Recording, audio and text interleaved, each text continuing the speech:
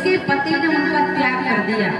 मेरी माताओं को याद रखना, किसी भी स्थिति में आपको अपने पति से मिथ्या वचन नहीं कहना। दूसरी बात, सती जी ने पति का कहना नहीं माना।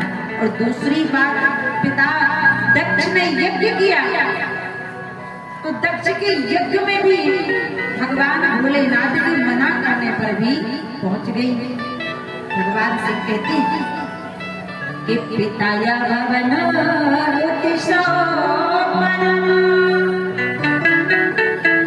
जो प्रभु आया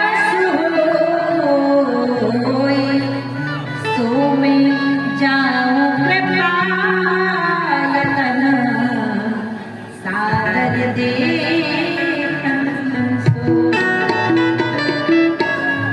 पिता दक्ष ने सती जी को बुलाया भी नहीं, फिर भी बगैर बुलाए आज माता सती यज्ञ में जाती। और जब बगैर बुलाए जाती है तो उनका कोई सम्मान नहीं होता, और जो सम्मान नहीं होता, पति का सम्मान नहीं होता। माता सती ने जाकर देखा कि पिताजी ने यज्ञ कराया है, सब मेहमान और दामाद के नाम का चंदन बंधन पा रहे हैं, लेकिन हमारे पति के नाम पर एक सूप भी नहीं बांधा गया, एक सुपारी हल्दी की गांठ भी नहीं रखी गई। तो आज माता सती के नेत्र लाल हो गए, केस फैल गए। और आज अपने पिता से कहने लगी,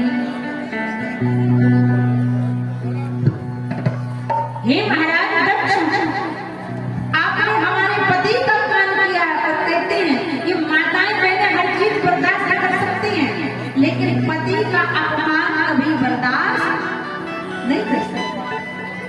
पति के सामने भले कुछ बोलती रहेंगी, लेकिन अगर कोई पीठ पीछे पति की बुराई करेगा तो इनको सुनना अच्छा नहीं लगेगा, तो तुरंत वहां पर बोल देंगे। क्योंकि कहते हैं कि माता पिता के बाद केवल एक पति ही होता है जो पत्नी की जीवन को नैया पार लगाने वाला होता है। आज माता सती ने कहा कि पिताया मंदमती निंदा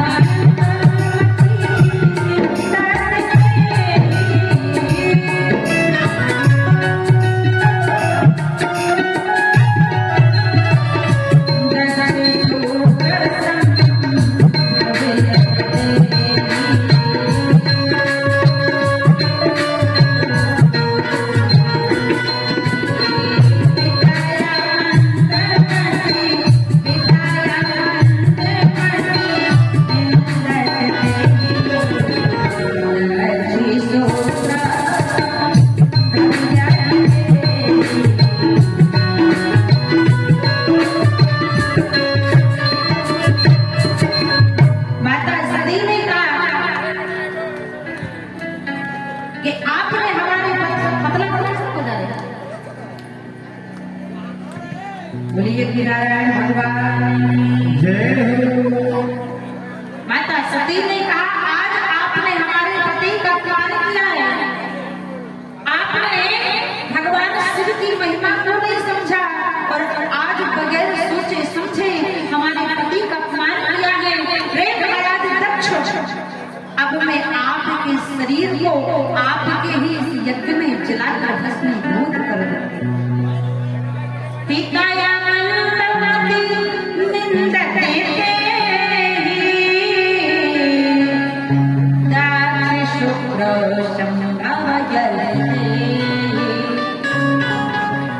आपने मुझे शरीर दिया है, अब मैं आपके इस यज्ञ में आपका शरीर नष्ट कर दूंगी जलाकर। और आज माता सती के नेत्र लाल प्रभु की टेढ़ी हो गई, केस फैल गए, और आज माता सती यज्ञ में छलांग लगाने के लिए खड़ी हो जाती। यज्ञ में कूदने के पहले पद्मासन लगाती और कहती है, परमात्मा इस जन्म में मुझे अपने पति का साथ प्राप्त नहीं हो पाया,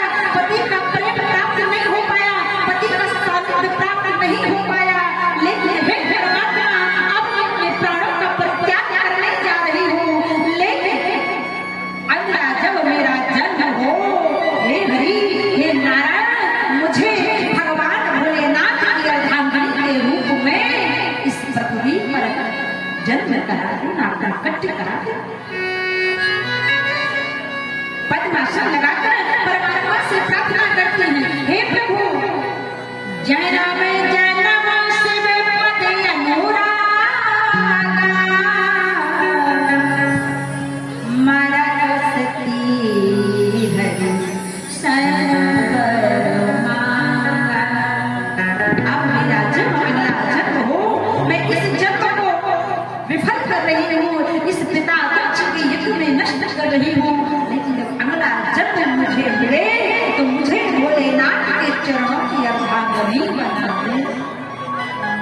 क्योंकि कहते हैं माताओं के जीवन में जब तक बेटी कुंवारी रहती है तब तक उसका जीवन साथ देने वाले माता पिता हैं, लेकिन जब जब उसका विवाह हो जाता है तो उसका सानिध्य केवल उसका पति अंतगत समय तक निभाता है। क्योंकि कहते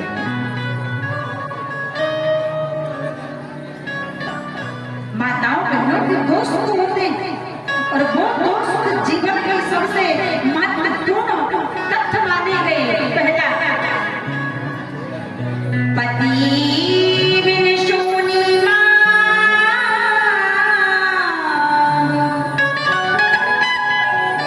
पुत्र बिन घर सूना, दोनों ही सुख के साधन, दोनों बिन दुख है तुमना। यौवन अवस्था में स्त्री का पाणी ग्रहण संस्कार करके उसके जीवन को आगे बढ़ाने वाला उसका पति होता है, और जब वृद्ध अवस्था में वह स्त्री प्रविष्ट करती है तो उसका जीवन का ठिकाना, जीवन की राह दिखाने वाला उसका पुत्र होता है। क्योंकि कहते हैं माताओं बहनों, पति कैसा भी हो, पति का कभी निरादर नहीं करना चाहिए। अब पति चाहे जैसे का मतलब क्या है? बोले पति किसी भी प्रकार का हो, बाबा तुलसी ने लिखा पति चाहे जैसा हो। बोले चाहे जैसा का मतलब अंध बधिर क्रोधी अति दीना, वृद्ध रोग वस जड़ धनहीना। माताओं बहनों का पति चाहे जैसा हो, बोले अंध बधिर, अंधा हो, लंगड़ा हो, लोल हो, लालची हो, जोगी हो, रोगी हो, भोगी हो, क्रोधी हो। अगर इस प्रकार का भी किसी माता का पति है तो उसे इस प्रकार के पति का भी कभी तिरस्कार नहीं करना चाहिए, ऐसे पति का अपमान नहीं करना चाहिए। कहते हैं जो स्त्री इस प्रकार के पति का भी अपमान करती है,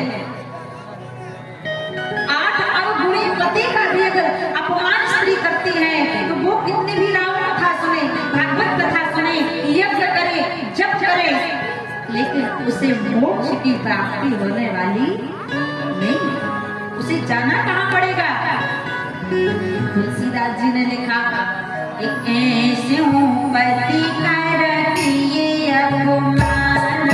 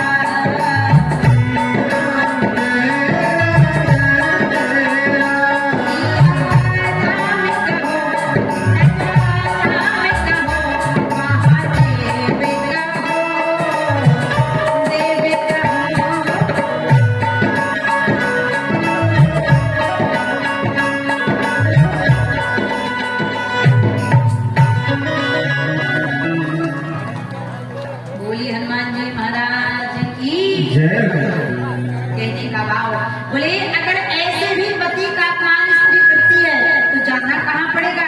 बोले ऐसे पति करे किए अपमाना तो नारी पाप जमहुर दुख। लेकिन यहाँ की माताएं बड़ी अच्छी है, यहाँ की माताएं बहुत अच्छी है। हर जगह तो इसके पहले हमारे भैया संजू जी ने बहुत जगह कथा के लिए आमंत्रित किया है, धनबाद, कुडरमा, पारसनाथ, गिरिडीह।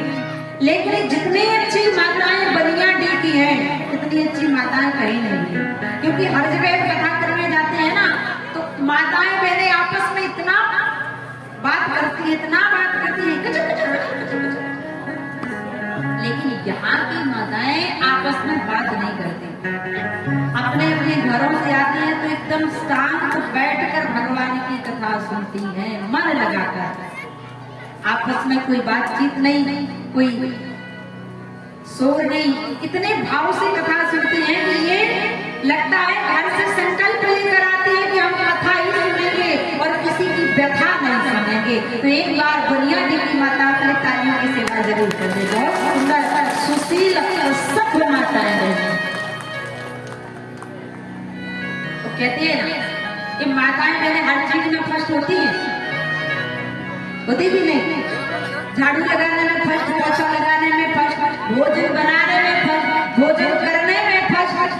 तो लड़ने की बारी आए ना आसपास मोहल्ला वालों से, सासू माँ से, तो फर्स्ट ही फर्स्ट। लेकिन बनियाडी की बात तो नहीं है, हम तो गिरिडीह की बात कर रहे हैं। यहाँ की माताएं बड़ी अच्छी, इसलिए तो कहते हैं आज माता सती ने मरते वक्त भगवान से प्रार्थना करी कि अब मुझे जब अगला जन्म प्राप्त हो तो मुझे अर्धांगिनी, मुझे पत्नी भगवान भोलेनाथ की बना देना। बोलिए गौरी शंकर भगवान की। और आप भी भोलेनाथ के प्रांगण में बैठकर कथा सुन रहे हो। आज माता सती तुरंत यज्ञ में भस्मीभूत हो गई, यज्ञ ध्वंस हो गया, लेकिन फिर भोलेनाथ को प्रसन्न किया और यज्ञ संपन्न हुआ। लेकिन दक्ष प्रजापति को बकरे का सिर लगाया गया। तो दक्ष प्रजापति को बकरे का सिर इसलिए लगाया गया क्योंकि जो बकरा होता है ना, वो हमेशा मैं करता है। मैं का मतलब है अहंकार। तो जिसके अंदर अहंकार होता है उसका एक ना एक दिन पतन अवश्य होता है। इसलिए बकरे का सिर लगाया, यज्ञ संपन्न हुआ। लेकिन भगवान भोलेनाथ ने माता सती के शरीर को उठाया और जहां जहां भगवान विष्णु के चक्र से वह अंग गिरते हैं वहां पर शक्ति पीठ बन जाते हैं। बोले पावन शक्ति पीठ भगवान। माता सती का जो शरीर था, उनके अंग 52 जगह गिरते हैं, कहीं नाक, कहीं आंख, कहीं पैर का टुकड़ा, कहीं गले का टुकड़ा। तो वहां पर 52 शक्ति पीठ हो जाते। जब सती जी का शरीर त्याग हुआ तो उन्होंने एक जगह जन्म ले लिया। और जन्म कहाँ लिया? क्योंकि आज अगर हम अभी मनुष्य के रूप में हैं, जब हमारे शरीर से प्राण निकल जाएंगे, अगला जन्म हमारे कर्मों के आधार पर हमें प्राप्त हो जाएगा। अच्छा कर्म करेंगे तो पूरा मनुष्य बन जाएंगे, अगर अच्छा कर्म नहीं करेंगे तो 84 लाख की योनि में ना जाने कौन सा कीड़ा बन जाए, ना जाने कौन सा पतंग बन जाए, ना कौन सा जानवर। इसलिए कर्म अच्छे ही करना चाहिए कि हमें मोक्ष की प्राप्ति हो। माता सती ने जब शरीर का त्याग किया तो राजा हिमाचल के यहाँ जन्म लिया। इतने ही कारण ही गिरी ग्रह जाए।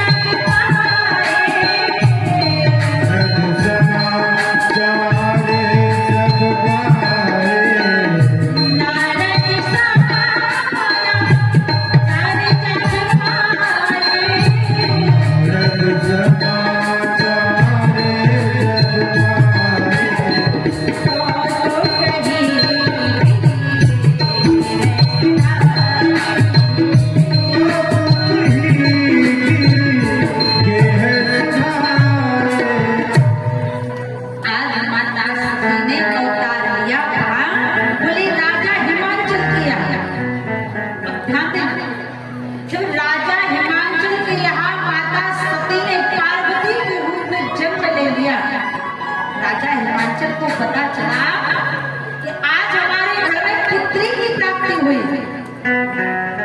राजा हिमांचल इतने प्रसन्न हुए कि राजा हिमांचल ने बेटी की जन्म में ढोल बजवाए, नगाड़े बजवाए, इतना स्वागत किया कि मेरे घर में पुत्री हुई। ढोल बजाए, नगाड़े बजवाए, डीजे बजवाए, बैंड बजवाए, खड़क ताल बजवाए। लेकिन आजकल ईमानदारी से बताना, कितने लोग हैं कि जिनके घर में बेटी होती है तो वो डीजे बजवाते हैं, ढोलक बजवाते हैं, बैंड बजवाते हैं। बताओ जरा हाथ बहुत कम। आजकल कलयुग है ना। लेकिन मैं कंस एक पापी था। कंस ने माता देवकी के गर्भ के 6 पुत्रों को मार दिया था। जन्म लेते थे तो मार देता था। लेकिन मैं उन माता पिता को कंस से भी ज्यादा पापी समझती हूँ। किसे? बोले जो अपने गर्भ में ही कन्या भ्रूण की हत्या करवा देते हैं। उनसे बड़ा पापी संसार में कोई नहीं। अगर आपको बेटे की आवश्यकता है ना कि हमारे बुढ़ापे में सेवा करेगा, चिता को अग्नि देगा, श्राद्ध कर्म करेगा, एक बात याद रखना, जितनी आवश्यकता बेटे की है उतनी ही आवश्यकता पुत्री की, बेटी की है। क्योंकि एक पुत्र की आवश्यकता है चिता में अग्नि लगवाने के लिए। तो जब तक आप बेटी का कन्यादान नहीं करते हो तब तक आपको मोक्ष भी प्राप्त होता नहीं। और उस माँ की कभी कोख पवित्र नहीं होती जिस माँ की कोख से पुत्री का जन्म नहीं होता। क्योंकि पुत्र कुपुत्र हो सकता है लेकिन बेटी कभी भी पुत्री होने वाली नहीं। एक पुत्र अपने पिता के कुल को लजवा सकता है लेकिन एक पुत्री कभी अपने पिता के कुल को कलंकित नहीं करती। एक बात, एक बेटी थी और एक बेटी के पिता ने अपनी पुत्री का विवाह किया। जानते ना, और जब विवाह किया ना तो पिता ने अपनी बेटी को इतना दान दिया कि साथ में कुकर भी दे दिया कि मेरी बेटी ससुराली जाएगी तो वहां पर कुकर में दाल और चावल बनाएगी। अब कुकर दिया तो कुकर के बाहरी आवरण पर और उस पिता ने अपनी पुत्री को कुकर देने के पहले नाम लिखवा दिया कि फलाने फलाने चीजी लाओ। अब बेटी अपने पिता का दान में दिया हुआ कुकर लेती है और जाती है तो एक दिन सोचती है कि हमारे पिताजी ने कुकर दिया है तो उसमें मैं दाल बना। बेटी का विवाह तो गांव में हुआ तो गांव की जो माताएं बहनें होती है ना तो बहुत माताएं हैं जो चूल्हा पर भोजन बनाती है, गैस पर भोजन नहीं बनाती। अब उस बेटी के घर में चूल्हा था। अब गांव की माताएं इतनी बुद्धिमान होती है कि चूल्हा पर कोई बर्तन चढ़ाती है, टांगती है, रखती है तो उस बर्तन के बाहरी आवरण पर, बाहरी परत पर राख लगा देती, गोईठा की राख लगा देती।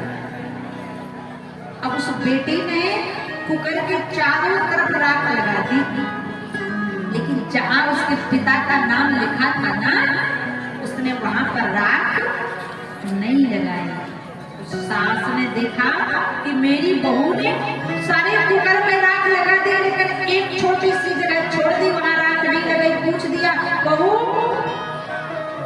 सास को सास होती है हर स्थिति में वह अपने आप को श्रेष्ठ समझाने के लिए बहू पर ताना कसती रहती है।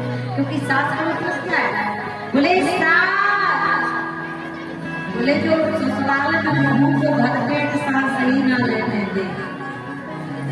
यहाँ की बात नहीं है लेकिन हम तो हरिद्वार की बात करते हैं। यहाँ की माता तो बड़ी अच्छी। अब सास ने देखा कि बहू ने सारे कुकर में राख लगाई लेकिन इस स्थान पर नहीं लगाई। पूछ दिया, बहू यहाँ राख नहीं लगाई? बहू ने मुस्कुराकर कहा, माँ जी मैं यहाँ राख नहीं लगा सकती। सास ने कहा, क्यों नहीं लगा सकती? जी मैंने सारे कुकर में राख लगा दी, लेकिन मैं यहाँ राख नहीं लगाऊंगी, क्योंकि यहाँ मेरे पिता का नाम लिखा है। माँ, अपने जीवन में हर काम कर सकती हूँ, लेकिन अपने पिता के नाम पर कभी कालिक को नहीं सकती। मर जाऊंगी लेकिन पिता के कुल को कलंक नहीं। वो होती है बेटी। आज पार्वती जी का जन्म हुआ, सबको बड़ी प्रसन्नता हुई, ढोल बजाए नगाड़े बजवाए, लेकिन आजकल कलयुग का प्रभाव, आजकल अगर किसी को बेटी हो जाए तो बहुत कम लोग हैं जो ढोल बजवाएंगे। आजकल मैंने देखा है कलयुग में कि आजकल अगर किसी को पता चलता है कि हमारी बहू को, हमारी पुतहू को, कन्या को बेटा हो गया, हमें पोता हो गया, तो इतना प्रसन्न होता है, इतना प्रसन्न होता है। हॉस्पिटल जाएगा और पोता को गोद में लेके कहेगा लेकिन अगर पता चल जाए कि हमारी पोता को लड़की हो गई तो मानो 440 वोल्ट का करंट लग जाता है। लेकिन ऐसा नहीं, कहते हैं ना, बेटी नहीं बचाओगे तो बहू कहां से लाओगे, और बेटियों को, पुत्रियों को मारते जाओगे तो फिर जिंदगी भर बहू के लिए ही चक्कर लगाओगे। क्योंकि कलयुग में 3 लोगों की रक्षा कीजिए, गाय की, गंगा की और गौरी की। हम बड़े स्वार्थी हैं सज्जनों, बड़े स्वार्थी।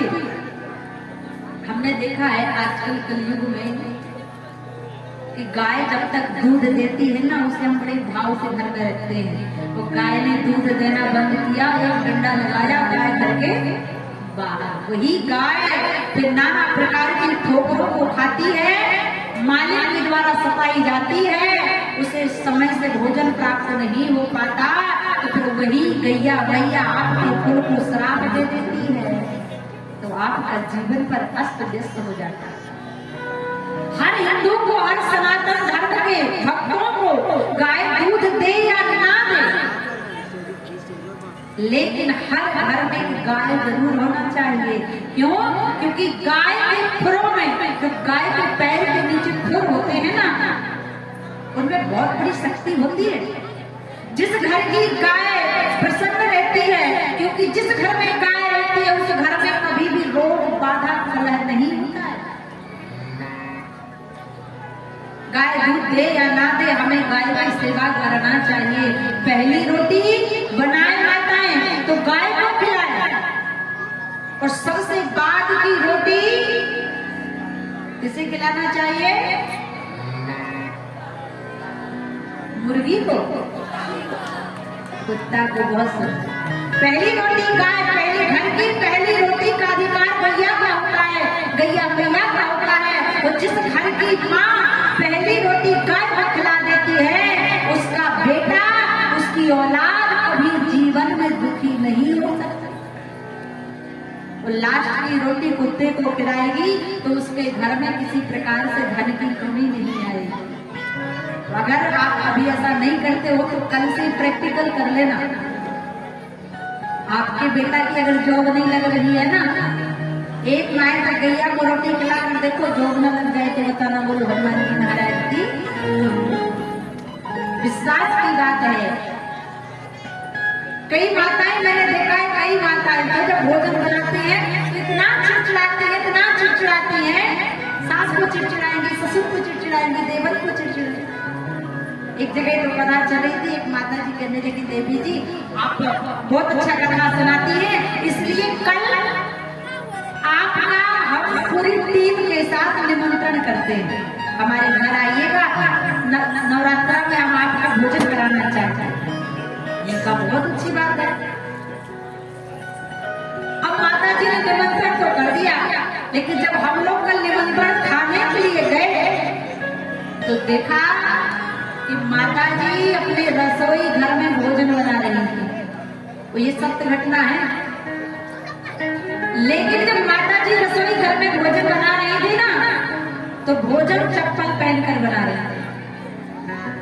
एक रेडियो रखी थी छोटा सा, उसमें गाना सुन रही थी, साजन मेरा उस पार है मिलने को दिल बेकरार। ईमानदारी से बताना, ऐसा भजन सुनोगी, चप्पलवा पहन के भोजन बनाओगी, तो जो भी आपके घर के सदस्य भोजन करेंगे उनकी बुद्धि ठीक होगी कि नहीं होगी? कभी ठीक होने वाली? अरे चप्पल तो चप्पल होती है, चाहे घर की हो या बाथरूम की हो, उसे सर पर तो नहीं रखना जाता। पहली बात, माताओं को चप्पल पहनकर तो रसोई घर में प्रविष्ट ही नहीं होना चाहिए। और दूसरी बात, जब भोजन बनाए तो नाना प्रकार के भजन ना सुने, भगवान श्री कृष्ण का भजन गाएं और कहें श्री कृष्ण गोविंद हरे मुरारी हे नाथ नारायण वासु। और जब इस प्रकार से आप भोजन बनाओगी ना, तो आप ही उस भोजन में पवित्रता आ जाएगी। कई माताएं रोटियां बनाती है तो चिड़चिड़ाती है, एक रोटी बनाई उसको तवा पर रखा, चिड़चिड़ाती है, ससुर को चिड़चिड़ाई, सास को चिड़चिड़ाई, जब गैस पर रखती है। तो जब चिड़चिड़ा वाला भोजन बनाओगी तो जो भी उस भोजन को खाएगा उसको भी तो चिड़चिड़ा हो जाएगा। सास को खिला तो वो दिन भर चिड़चिड़ाते रहेगा, ससुर चिड़चिड़ाता रहेगा, देवर चिड़चिड़ाता रहेगा, पति देव चिड़चिड़ाते रहेगा। तो भजन करते हुए भोजन बनाओ। और ध्यान देना, भोजन बनाकर तैयार करो, थोड़ा सा भोजन निकालो, उसमें तुलसी का दल डालो और ठाकुर जी के सामने ले जाकर पानी का अर्घ लगाकर कहो हे गोविंद आइए प्रसाद पाइए। और जब उस भोजन का प्रसाद लगाओगी भगवान को तो वह प्रसाद बन जाएगा। तो उसको आप पति को खिलाओगी, बच्चों को खिलाओगी, सास ससुर को खिलाओगी। तो अगर उनकी बुद्धि भी खराब है तो उनकी भी बुद्धि को ठीक होने में समय नहीं लगेगा।